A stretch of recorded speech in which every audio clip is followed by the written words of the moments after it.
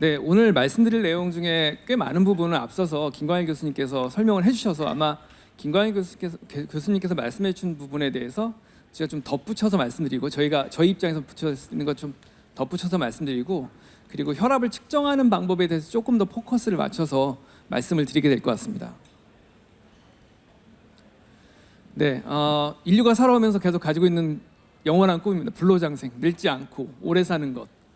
불로장생하면 아마 가장 대표적인 사람이 진시황제일 겁니다. 진시황제는 죽지 않고 오래 살기 위해서 굉장히 노력을 많이 했고요. 굉장히 여러 나라로 사람들을 보내서 불로초를 찾으려고 노력을 해왔습니다.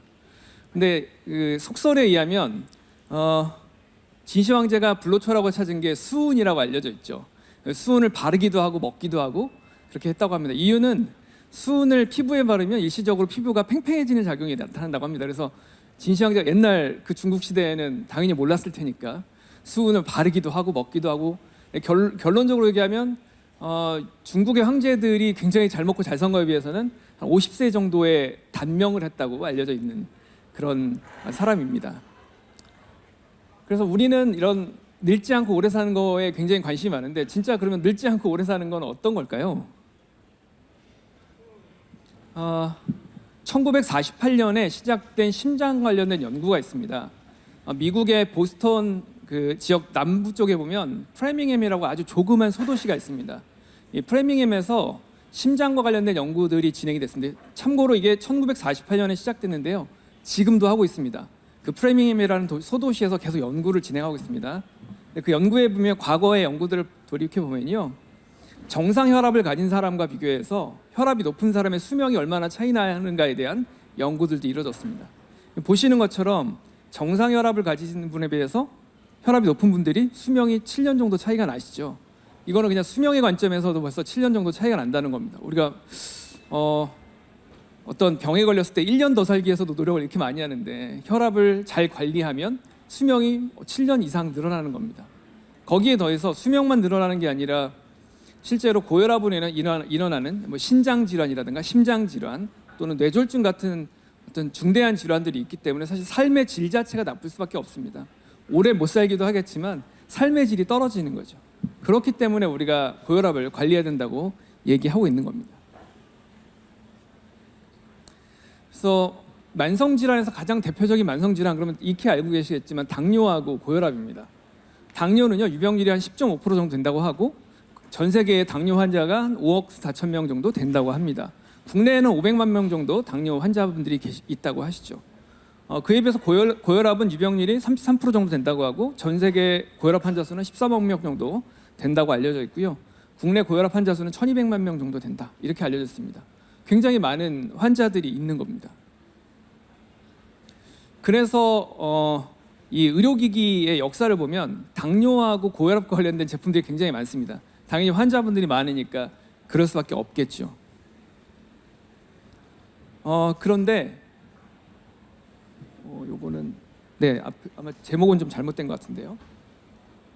혈당계입니다. 혈당계는 그러면 이 당뇨를 겪고 계시는 분들이 쓰시게 되는 의료기기인 혈당계는 그동안 어떻게 써왔느냐 보면 아마 익히 보셨을 겁니다. 손가락에서 피 체열해서 혈당계에다 넣어서 혈당을 측정하는 방식으로 그동안 해왔는데 최근에는 이제 연속 혈당계라고 해서 팔뚝이나 배에 붙이면 5분마다 혈당을 측정해주는 기기들이 나와 있습니다.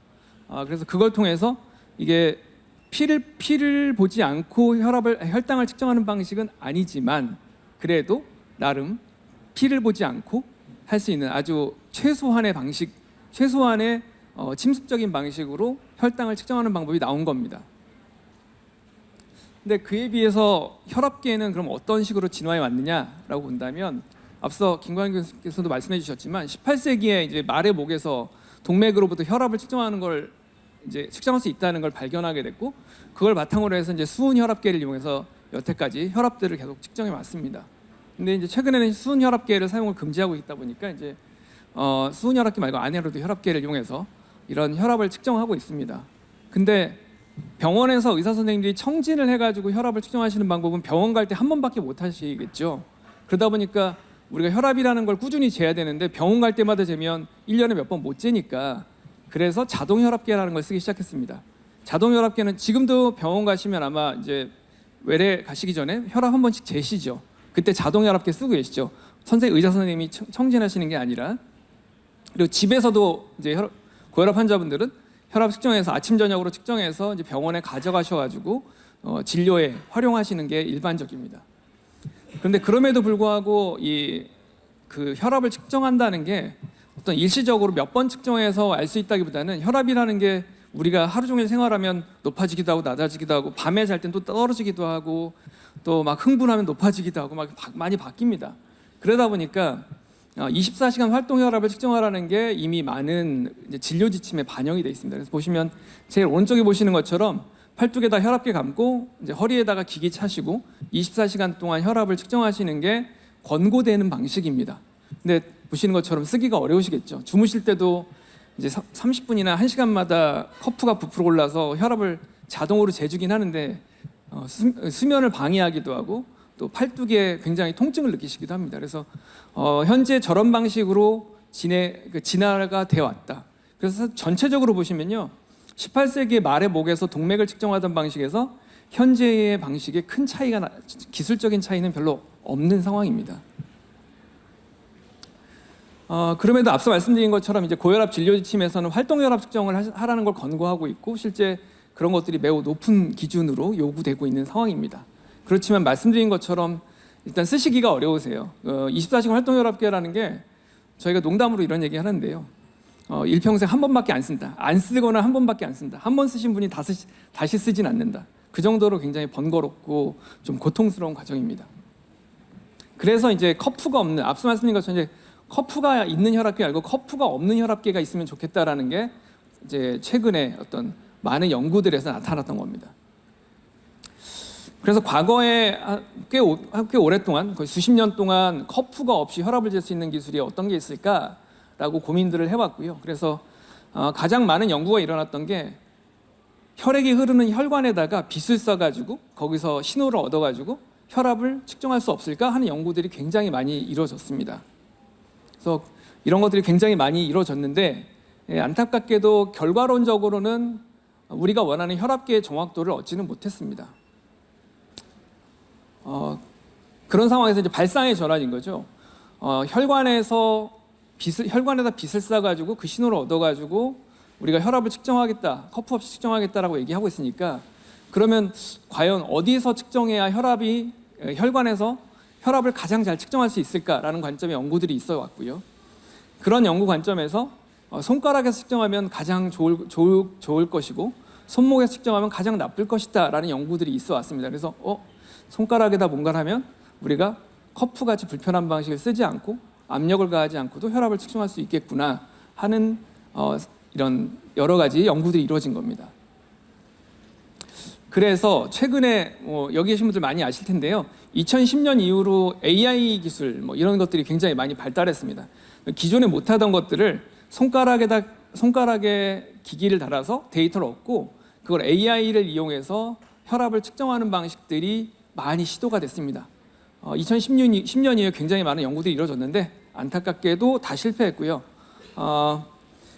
이 실제로 혈압을 잴 수 있다는 연구가 나온 게 작년 5월에 저희가 네이처 자매지에다가 논문을 게재한 그 내용에서 커프가 없이도 혈압을 정확하게 측정할 수 있다는 걸 이제 논문으로 입증을 한 겁니다. 그래서 이런 손가락에 착용하고 있으면 손가락에 있는 혈관에다 빗을 쏴서 혈압을 커프 없이, 그래서 사용상의 불편함이나 고통 없이 측정할 수 있는 방법들이 만들어지게 된 겁니다. 현재는 작년에 의료기기 허가를 식약처로부터 받아서 허가가 나와 있는 상황이고 일반인 분들은 아직 못 쓰시고요. 병원에 아마 찾아보시면 사시는 곳 근처에 이거를 처방해 주시는 병원들이 있을 겁니다. 그래서 24시간 혈압 측정 검사를 이걸 통해서 해주시는 병원들이 지금 늘어나고 있고 현재 전국에 최근에 저희가 8월 말부터 시작해서 한 1000개 정도 병원에서 사용하고 계시니까요. 찾아보시면 수도권에서는 특히 어딘가에서는 이미 사용을 하고 계십니다. 그래서 이런 경험을 해보실 수가 있습니다. 이 그림은 이제 과연 우리가 기존에 사용하던 방식인 커프로 혈압을 측정하는 방식이 아니라 새로운 방식으로 혈압을 측정했을 때 얼마나 정확하게 측정이 될 수 있는가에 대한 어떤 그래프라고 보시면 될 것 같은데요. 파란색으로 나타난 게 어떤 거냐면 우리가 일반적으로 혈압을 측정할 때 이 팔목에다가 커프를 감아서 측정하는 게 굉장히 자연스럽고 많이 보신 거겠지만 혈압을 측정하는 가장 근본적인 방식은 아마 이런 걸 겁니다. 혈관에다가 압력 센서를 넣어서 실제로 혈관에 지나다니는 혈류의 압력이 얼마를 재는지가 아마 진짜 압력을 측정하는 걸 겁니다. 그렇게 근데 혈압을 측정할 수 있는데 아시겠지만 동맥에다가 카테터 꽂아가지고 혈압을 측정한다는 게 굉장히 고통스러울 수밖에 없겠죠. 그래서 실제로 현재는 이런 방식은 수술실이나 중환자실 일부에서만 사용되는 방식입니다. 저 파란색으로 나타난 그래프가요. 그렇게 동맥에다가 센서를 넣어서 혈압을 측정했을 때 나타나는 그래프라고 보시면 될 것 같고, 빨간색이 저희가 얘기하는 카티비피라고 하는 이 반지형 혈압계에서 측정하는 혈압입니다. 그래서 보시면 굉장히 유사한 결과를 얻는다는 걸 보실 수가 있습니다. 요거는 이제 다양한 환자들, 굉장히 다양한 환자분들, 그리고 또 환자가 아니고 어떤 잠재적인 고혈압을 가지신 분들 또는 정상인 분들의 데이터로부터 보여지는 건데요. 앞서 말씀드린 것처럼 혈압을 매우 정확하게 측정할 수 있다라는 걸 입증한 그래프입니다. 두 그래프가 가까울수록 정확하겠죠. 그래서 이런 커프가 없는 혈압 측정 방식은 중요하게도 정확도가 중요하겠죠. 그래서 다양한 임상 시험을 통해서 검증이 되었습니다. 앞에 첫 번째는 앞서 말씀드린 것처럼 수술실 환자분들이 쓰시는 동맥 혈압계와 비교를 해서 정확도를 입증을 했고, 두 번째는 이런 병원에서 의사 선생님이 청진하시는 혈압 방법하고 비교했을 때 정확하다는 걸 입증한 결과입니다. 그리고 세 번째는 기존에 24시간 활동 혈압 측정하실 때 팔에 감고 허리에 차시던 기기하고 비교했을 때 정확하다는 걸 보여준 임상 결과입니다. 이러한 현존하는 대표적인 세 가지 혈압 측정 방식 모두와 비교를 해서 매우 정확하게 측정한다라는 것을 입증을 했습니다. 그래서 최근에 추석 연휴 바로 직후에요. 국제 고혈압학회 학회가 열렸습니다. 콜롬비아 카르타헤나에서 열렸는데요. 거기서 이제 새로운 입장문이 발표가 됐습니다. 보시면 국제 고혈압학회에서 세계 고혈압 리그, 유럽 고혈압학회, 아시아 태평양 고혈압학회, 그리고 남미 고혈압학회랑 같이 입장문을 발표를 하셨는데요. 거기서 보시면 이제 커프가 없는 혈압계에서 저희 회사의 카트비피가 매우 정확하게 혈압을 측정한다는 성능을 인용하였습니다. 그래서 국제적으로도 이러한 기술이 이미 통용되고 있다, 이렇게 보시면 될 것 같습니다. 앞서도 그러면 24시간 혈압 측정해야 된다고 말씀드렸는데 이게 진짜 어떤 걸까요? 보시면 이런 겁니다. 가운데 그 그래프를 보시면요, 왼쪽이 주무실 때입니다. 그리고 오른쪽이 깨어 계실 때입니다. 그래서 밤에 주무실 때 보면 혈압이 떨어집니다. 이게 정상입니다. 보통 일반적으로 낮에 재시는 혈압 대비해서 밤에 재시는 혈압이 10에서 20% 정도 낮게 측정되는 게 일반적이라고 얘기를 합니다. 근데 거기서 더 나가서 20%보다 더 많이 떨어진다. 내가 낮에 평균 혈압이 한 130 정도 나왔는데 밤에 막 혈압이 90 정도 나와버린다.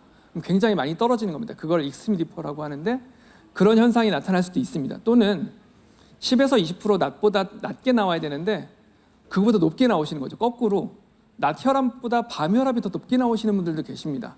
그러면 이제 야간 혈압이 굉장히 이제 높게 나오는 건데요. 또는 너무 낮게 나오거나 이러면 2000년대 이후에 발표된 연구에 의하면 낮에 측정되는 고혈압보다 밤에 측정되는 혈압의 이상치가 훨씬 더 위험하다고 알려져 있습니다. 그래서 밤에 혈압을 재셔야 된다는 겁니다. 근데 밤에 혈압을 재야 되는데 우리가 밤에 혈압을 잴 방법이 없겠죠. 주무실 때 혈압을 재는 유일한 방법은 보통 병원에 가시면 이제 입원하시면 병동에서 간호사 선생님들이 혈압을 재주시는 방법이 있는데 이거는 입원하셨을 때나 쓸 수 있는 거고 우리가 현실에서는 못 쓰는 거니까 이런 야간 혈압을 재는 방법으로서 사용될 수가 있다. 또 하나는 특히 겨울철에 이제 연세가 좀 드신 분들이 아침에 뇌졸중으로 쓰러지시는 경우들이 많이 발생합니다. 근데 그거의 대표적인 원인 중에 하나가 아침 고혈압 때문이라고 알려져 있는데요.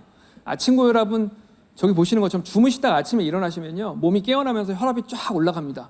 혈압이 너무 많이 올라서 혈관을 막거나 혈관을 파열시키는 거거든요. 그래서 그걸 막기 위해서는 결국은 내가 아침마다 혈압이 어떻게 오르는지를 이해해야 되는데 그러려면 방법은 이제 기상 전 3시간 혈압 평균과 기상 후 3시간 혈압 평균을 재야 되는데 혈압을 못 재시겠죠. 마찬가지로 잴 수가 없습니다. 그래서 이런 방식의 어떤 아침 고혈압을 측정하기 위해서는 이런 24시간 연속 혈압을 측정해야 된다는 겁니다. 그래서 보시면 여기는 지금 혈압을 한 5번, 하루에 5번 정도 측정한 겁니다. 혈압을 5번 정도 측정했는데 그러면 이분의 고혈압을 진단할 수 있느냐라고 보시면 매우 애매합니다. 결과적으로 매우 애매하고요. 고혈압인지 야간 고혈압이 있는지 아침 고혈압도 판단할 수 없고 되게 애매한 그런 데이터입니다. 근데 이분의 실제 데이터는 이런 겁니다. 혈압이 되게 높으시고요. 밤에도 혈압이 굉장히 높으세요. 그리고 아침 고혈압은 여기서는 없는 걸로 나타났습니다.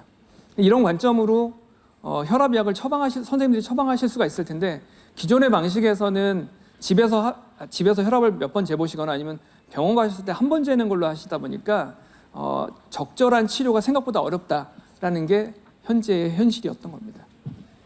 근데 이렇게 연속으로 혈압을 측정하시면 우리가 그동안 못하던 것들을 할 수 있게 되시는 겁니다. 대표님, 그 시간 관계상 1, 2분 내로 마무리 부탁드립니다. 네, 마지막 슬라이드일 텐데요. 보시면 이런 얘기들 많이 하시죠. 내가 혈압약을 처방을 받았는데 혈압이 과연 제대로 낮아지고 있을까?